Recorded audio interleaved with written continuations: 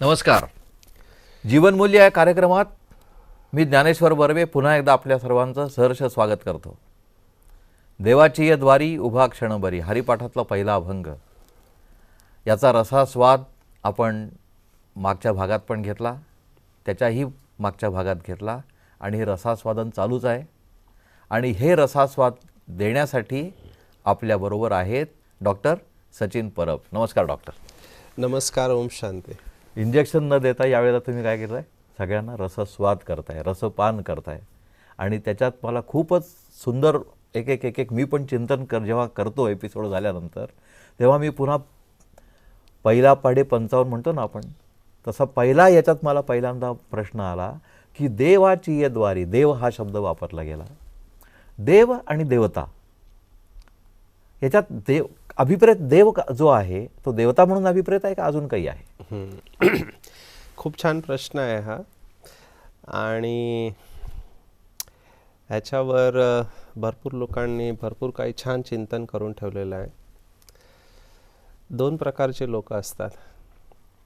आपण पुन्हा मागच्या काही एपिसोड्समध्ये जाऊया की आपण पाहिलं होतं की आमच्यासारखे जे लोक असतात जे युजली लेफ्ट ब्रेन डॉमिनंट असतात, तर्काने विचार करणारे किंवा रॅशनल असतात, आणि एक असतात जे तर्क न वापरता जास्त भावना, हार्टवाले असतात, आणि एक हेडवाले असतात. तर भक्ती मार्गामध्ये किंवा आपण भगवद्गीतेमध्ये जे पाहिलं की जे साधना मार्ग सांगितलेले आहेत, जे तुमच्या व्यक्तित्वाप्रमाणे सांगितलेले आहेत, ठीक आहे,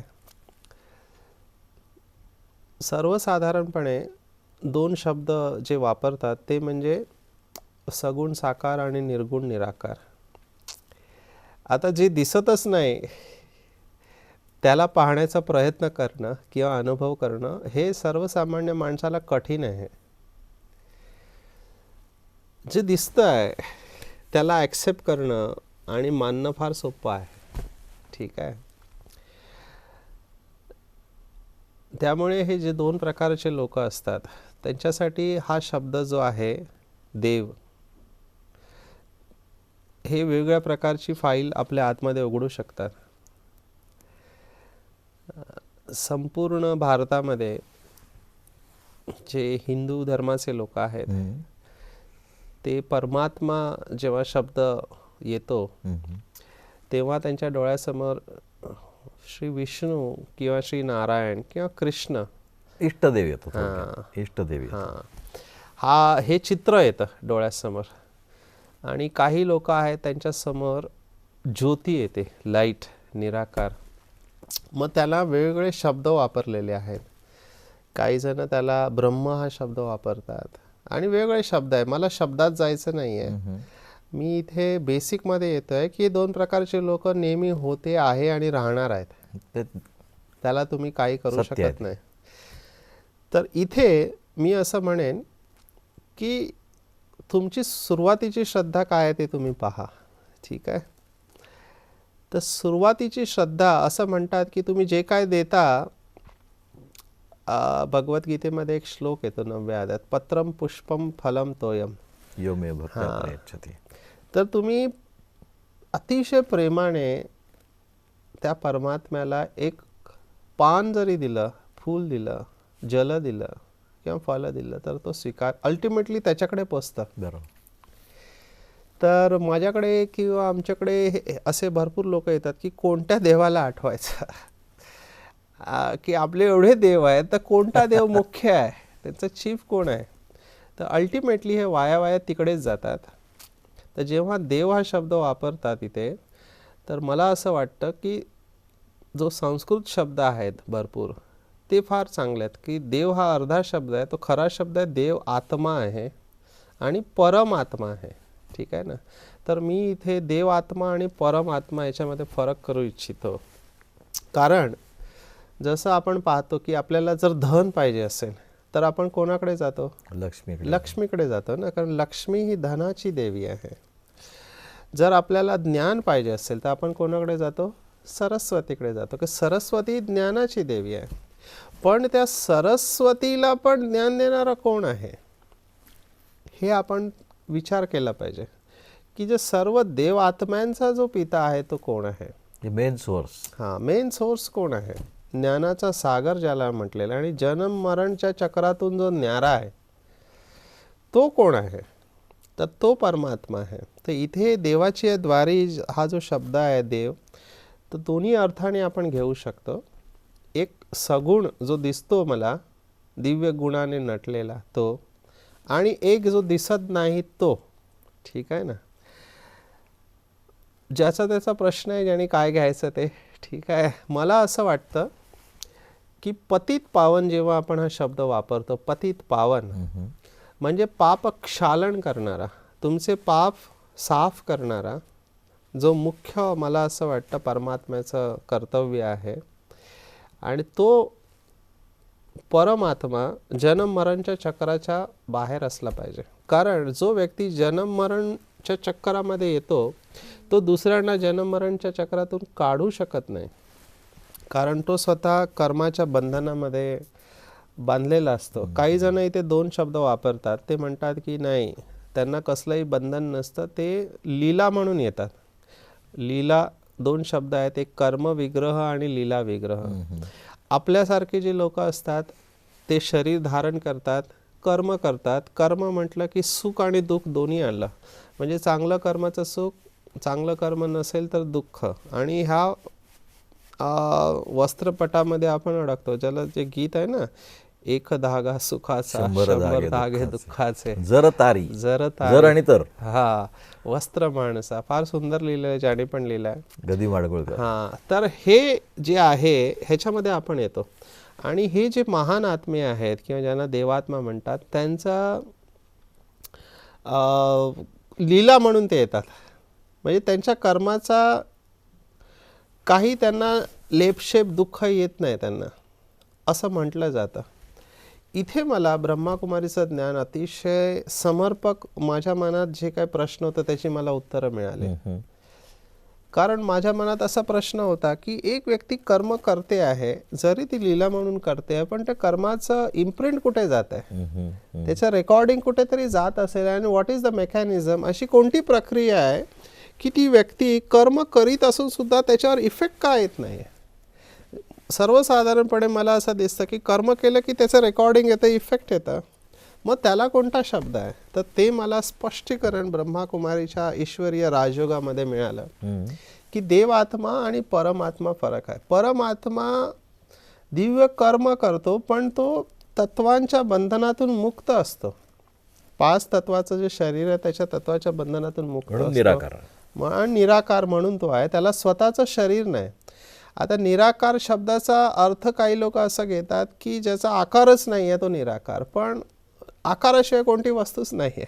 इव्हन जर आपण म्हटलं, आता तुम्ही जे सांगितलं की निराकार जो आहे त्याच्यावर जर का विचार आपण केला, डेफिनेशन जी आहे निराकाराची, बरोबर डेफिनेशन, ज्याला आकारच नाही आहे, पण तशीच डेफिनेशन पॉईंटची पण आहे. जॉमेट्रीमध्ये जी पॉईंट आहे त्याची डेफिनेशन आहे की which does not have any depth, breadth or length.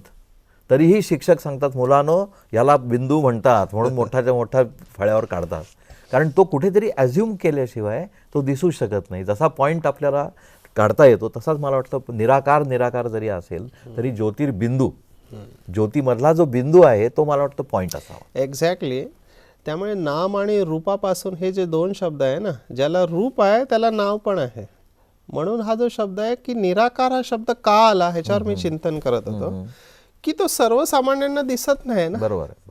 त्याला बघण्यासाठी दिव्य दृष्टी लागते. ठीक आहे ना, आणि ती दिव्य दृष्टी मेडिटेशनने, चांगल्या तपस्याने तुम्ही साध्य करू शकता. Microscopic site. येस, मायक्रोस्कोपमध्येच जंतू दिसतात, साध्या ह्याने दिसत नाही. दिव्य दृष्टी म्हणजे मायक्रोस्कोपच्या मधून घेतलं एक्झॅक्टली दिसतात, नाही तर नाही दिसत. बरोबर. तर म्हणून त्याला शब्द निराकार आला, पण याचा अर्थ असा नाही की त्याला आकार नाही आहे. ठीक आहे, असं माझ्या बुद्धीला ते पटलं. आणि दुसरी गोष्ट की सगुणामध्ये बुद्धी जाण्याचं की मला ते साक्षात दिसतं आहे, त्यामुळे त्याला ॲप्रिशिएट करणं, त्याला भरवणं, त्याला कपडे घालणं आहे ना, त्याच्याबरोबर रास लीला वगैरे करणं हे फार सोपं आहे. त्यामुळे भरपूर लोकांनी असं सांगितलं की सगुण भक्ती हा चांगला सर्वसामान्यांसारखे निराकारसाठी जाऊ नये. मग त्यांनी वेगळे पंथ कडले की जसे मीरा आहे सगुण भक्ती करणारी आहे, आणि तुकाराम महाराज आहेत आपले महाराष्ट्रामध्ये जगद्गुरू ज्यांना आपण म्हणतो, खरोखर अतिशय श्रेष्ठ कवी, आणि तुम्ही काय शब्द वापरा, मला शब्द आठवत नाही त्या व्यक्तीसाठी. आणि एकीकडे जगद्गुरू म्हणतात त्यांना, जगद्गुरू संत तुकाराम. आणि पहिली लाईन इथे मला वाटतं की पूर्ण हरिपाठाचा बेस ही पहिली लाईन आहे. बरोबर. पूर्ण जे 28 अभंग आहेत हरिपाठाचे, तिथे मला असं वाटतं ही कन्सेप्ट क्लिअर असली पाहिजे. पूर्ण हरिपाठ पुन्हा पुन्हा वाचल्यावर त्याच्यावर चिंतन केल्यावर मला जे वाटतं की ज्ञानेश्वरांनी स्वतः ते निराकाराचे उपासक होते है ना, नाथ संप्रदायात, पण त्यांनी सगुण भक्ती सांगितली. का? कारण मला असं वाटतं की त्यांच्या समोर जी बसलेली लोक होते, समाजाचं वय जे होतं ते वय कमी होतं, आणि सर्वसाधारण घरातली गृहस्थी व्यक्ती होती, संसार करणारे, त्यांच्यासाठी निराकाराची भक्ती कठीण. त्यामुळे ते म्हणाले सुरुवात इथून कर, ठीक आहे ना, हळूहळू ते तिथपर्यंत पोहोचशील. तसं मला वाटतं त्यावेळेला समाजाचं वय जे होतं ते पूर्ण नव्हतं, आणि म्हणून संतांनी मेटाफरमध्ये रूपकात्मक गोष्टीत परमात्म्याचं वर्णन केलं. अतिशय बरोबर. त्याच्याबरोबर मी असं म्हणेन, पण त्यांनी खरं ज्ञान पण दिलेलंच आहे त्याच्यामध्ये. ते घेणाऱ्यावर आहे की कसा घेतोय ते. पुन्हा म्हणूनच असं म्हणतात की जेव्हा ते परमात्म्याची गोष्ट सांगतात ना, की 4 आंधळे होते, त्यांना हत्ती दिला, तर त्यांना विचारलं हत्ती कसा आहे, तर ज्याच्या हातात जे आलं तो म्हणाला की हत्ती तसा आहे. एकाचा हात पाठीवर गेला तो म्हणाला हत्ती एका भिंतीसारखा आहे, एकाच्या हातात शेपूट आला तो म्हणाला दोरीसारखा आहे, एकाच्या हातात पाय आला तो म्हणाला खांबासारखा आहे, सुपासारखा आहे. हे का झालं? कारण प्रत्येकाने तो भाग अनुभव केला. त्यामुळे संपूर्ण रूपाने परमात्म्याला पूर्ण सत्य. त्यामुळे मला असं वाटतं देव आत्मा आणि परमात्मा याच्यामध्ये फरक केला पाहिजे. ज्याला शरीर आहे 5 तत्वाचं, आणि त्याच्यामध्ये दिव्य गुण आहेत, they are actually manifestation of ऑलमायटी. म्हणजे निराकार जर साक्षात या सृष्टीवर आला आणि त्यांनी जर जन्म घेतला तर तो ह्या देव आत्म्यासारखा दिसतो. म्हणून माऊलींनी आणखीन एका श्लोकामध्ये असं म्हटलेलं आहे अभंगामध्ये की तुझं सगुण म्हणू की निर्गुण रे, सगुण निर्गुण एक गोविंद रे, है ना. तुझं दृश्य म्हणू की अदृश्य रे, दृश्य अदृश्य एक गोविंद रे. म्हणजे माऊलीला तो अनुभव झालेला आहे, त्याच्याशिवाय तू असे बोलू शकत नाही आहे, ठीक आहे ना. तर हा अनुभव आपल्याला पण घ्यायचा आहे, आणि त्याच्यासाठी हा फरक आपल्याला माहिती पाहिजे. पण मी पुन्हा असं म्हणतो की थेरीमध्ये जाता न जाता, कारण काही वेळेला मला असं वाटतं, मी स्वतः, आम्हाला असं इंग्लिशमध्ये एक शब्द आम्ही वापरतो, त्याला आम्ही म्हणतो paralysis of analysis. Too much of थेरीमध्ये जातं. काही वेळेला काही लोकांशी जेव्हा चर्चा करताना मी बसतो तेव्हा शब्दांमध्ये आम्ही फसतो भरपूर ठिकाणी. तेव्हा आमच्या एक फार सिनियर व्यक्ती होते, त्यांनी मला म्हटलं की अरे सचिन, तुला आंबे खायचे आहे की पेड गिनना आहे तेरे को, तुला रस टाकायचा आहे की तू झाडं मोजतोयस नसती. त्यामुळे कधी कधी मला असं वाटतं याच्यात जावं की नको जा. पण काही वेळेला स्पष्टीकरण असणं आवश्यक असतं, कारण बेसच आपला चुकला तर आपण दुसऱ्या डायरेक्शनमध्ये जाऊ शकतो. ऑफकोर्स मी इथेच पुन्हा म्हणेन की something is better than nothing, है ना. मराठीमध्ये होतं अजिबात नथिंग. म्हणजे काही न करण्यापेक्षा काही करणं चांगलं. जर तुला कुठेच वेळ नाही तर कमीत कमी तू सगुणामध्ये तरी जा, सगुणासमोर उभे राहा, तिथे क्षणभर उभा राहून त्याचं दर्शन घे, अँड देन एक्सपिरियन्स दॅट. तर तेवढं तरी करा. पण मी असं म्हणेन अल्टिमेटली पतित पावन जो आहे तो निराकार परमात्मा आहे, आणि आम्हाला परमात्म्याने सांगितलं की नाम रूपापेक्षा न्यारी कोणतीही वस्तू नसते. ज्या वस्तूला रूप आहे त्याला नावच असलं पाहिजे, आणि परमात्मा ज्योती स्वरूप आहे, अतिशय सूक्ष्म आहे, ह्या डोळ्याने दिसत नाही, दिव्य दृष्टीने पाहावं लागतं. आणि त्याचं नाव जे आहे ते आहे शिव. आणि मला का विशेष वाटलं, कारण आपण हरिपाठ जो पाहतो आहोत माऊलीचा, त्याच्यामध्ये 3 वेळा शिव हा शब्द आलेला आहे. एक हरी आत्मा जीव शिव सम. आपण पुढे ते पाहणार आहोत. 3 वेळा शिव हा शब्द ह्याच्यामध्ये आलेला आहे, 8 आणि 14 मध्ये. तर हा जो शब्द आहे हा परमात्म्याचा ओरिजिनल शब्द आहे.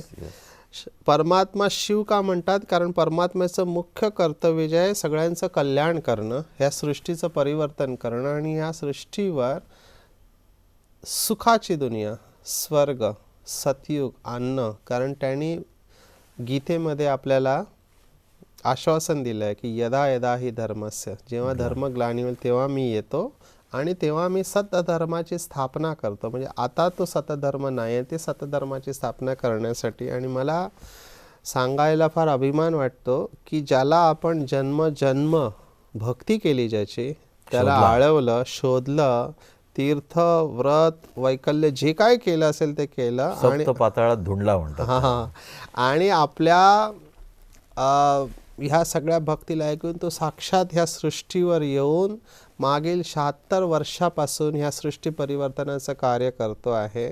तर तुम्ही जरूर हे जाणून घ्या की परमात्मा, मी पुन्हा इथे म्हणेन, तो चमत्कार करत नाही, ठीक आहे ना, तो जादू करत नाही. त्याची जादू हीच आहे की तो ज्ञानाच्या आधारे परिवर्तन करतो. म्हणून ब्रह्माकुमारी युनिव्हर्सिटी आहे.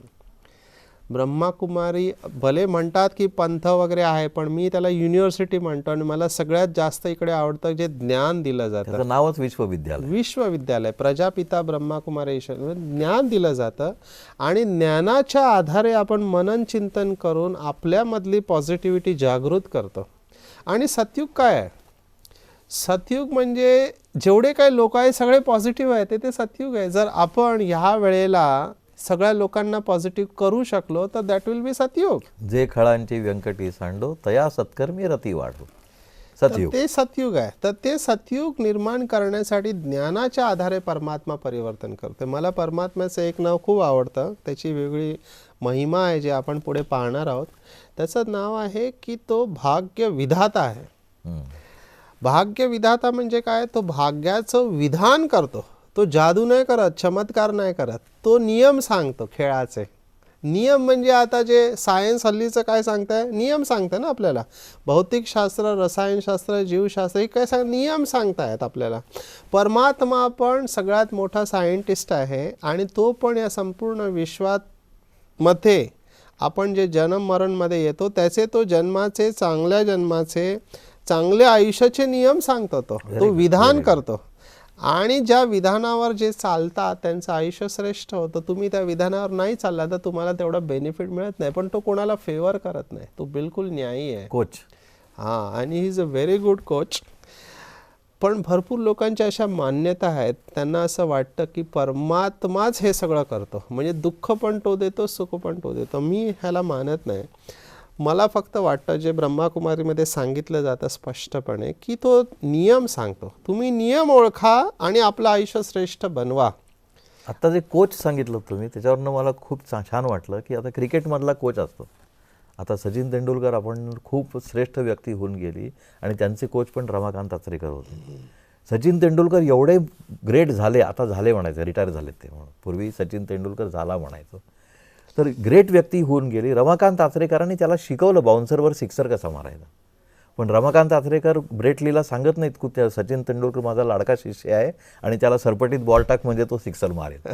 आणि इथेच मला आता जे तुम्ही सांगितलं तो कोच आहे.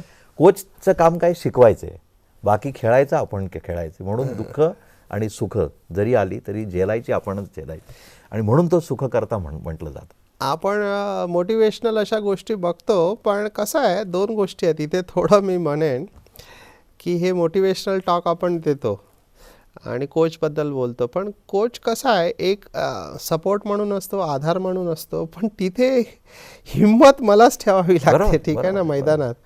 आणि इथे परमात्म्याचे आणखीन मला एक जो अनुभव आहे की तो नुसतं ज्ञान देत नाही, ज्ञानाबरोबर शक्ती पण देतो. ज्ञान ही ऑलरेडी एक शक्ती आहे. पण कसं असतं, आता मला माझ्या MBBSचे दिवस आठवत आहेत. MBBSची आमची जी परीक्षा होती, आम्हाला 6 पेपर असायचे. मेडिसिन, सर्जरी, ENT, सायकॅट्री आणि गायनॅकॉलॉजी, ऑफ्थॅल्मॉलॉजी, आणि ते असे कंटिन्यू 6 पेपर. आणि सिलेबस पूर्ण व्हायचं, पूर्ण रिवाईज करायचं. नुसतं हार्ट जरी वाचायला गेलं तरी 6 तास जायचे.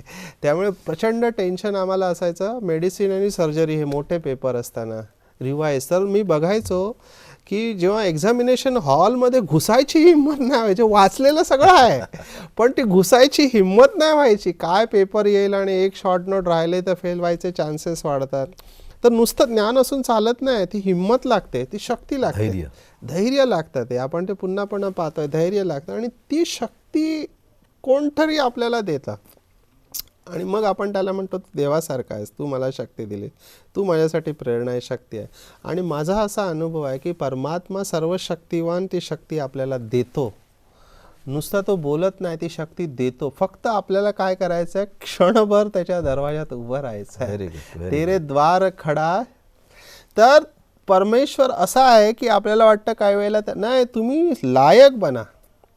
भरपूर लोक म्हणतात की परमेश्वराची आपण मुलं आहोत ना, तो स्वतःहून का नाही देत. नाही, मी सगळ्यांना एकच सांगतो की तुम्ही पण, तुमची पण मुलं आहेत घरी, तुम्ही कोणाला द्याल तुमच्याकडचं सगळं? जो तुमच्या म्हणण्यावर ऐकतो, जो अज्ञानकारी आहे ना, जो चांगल्या गुणाचा आहे त्यालाच तुम्ही द्या ना. एखादा मुलगा जर पैसे उडवणारा असेल, तो जुगार वगैरे खेळणारा असेल, त्याला तुम्ही देणार नाही तुमची प्रॉपर्टी. बोला हा उडवून टाकेल एका वर्षामध्ये सगळं. तुम्ही लायकाला द्याल ना. तर आपल्याला ते लायक बनायचं आहे. जेव्हा आपण परमात्म्याचे लायक बच्चे बनतो तेव्हा त्याचं सगळ्या प्राप्ती आपल्याला होतात. आणि लायक बनायचं म्हणजे काय, उभा क्षणभरी देवाच्या द्वारे, तेच लायकी, आणखीन काही नाही आहे. त्याच्या समोर क्षणभर तुम्ही उभे राहा, त्याच्या सगळ्या शक्ती तुम्हाला त्याला प्राप्त लाईक होईल. केलं तर आपण लायक बोलतो. आणि ते लाईक कसं करायचं ते खूप छान सांगितलं. पुढच्या भागात आपण याच्यावर विस्तृत चर्चा करणार आहोत. आपल्याकडं डॉक्टर सचिन परब असणारच आहेत. तेव्हा पुन्हा पुढच्या भागात भेटूया. पण त्याआधी आमच्या वेबसाईटचा ॲड्रेस आपण लिहून घ्या, www.bkmarathi.com. या वेबसाईटवर प्रतिक्रिया कळवा, आपले अभिप्राय कळवा. तेव्हा पुन्हा भेटूया पुढच्या भागात. नमस्कार.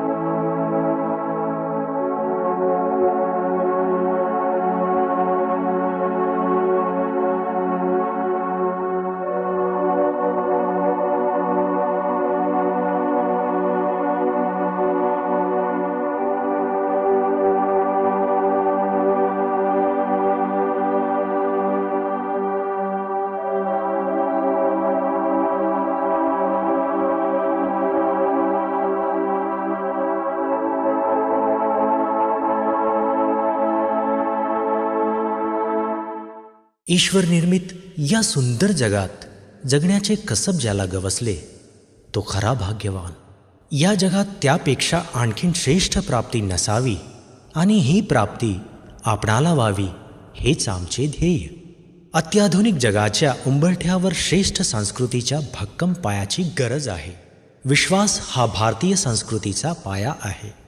चमत्कार, मंत्रतंत्र अशा मोजमापात ईश्वराला न तोलता त्याची खरी ओळख असणे आवश्यक आहे. जगण्याची कला म्हणजे काय, स्वतःची खरी ओळख काय, हे जाणून घेण्यासाठी संपर्क करा आमच्या स्थानीय ब्रह्मकुमारी विद्यालयाशी किंवा संपर्क करा या नंबरवर 9422859497.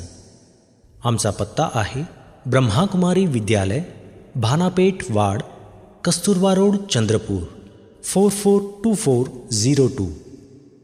आणि आमचा ईमेल bkmarathi@gmail.com किंवा भेट द्या www.bkmarathi.com या संकेतस्थळावर. जीवनमूल्य व्याख्यान आणि मेडिटेशन गीतांची DVD MP3 उपलब्ध आहे. आमचे मुख्यालय आहे माउंट आबू, राजस्थान.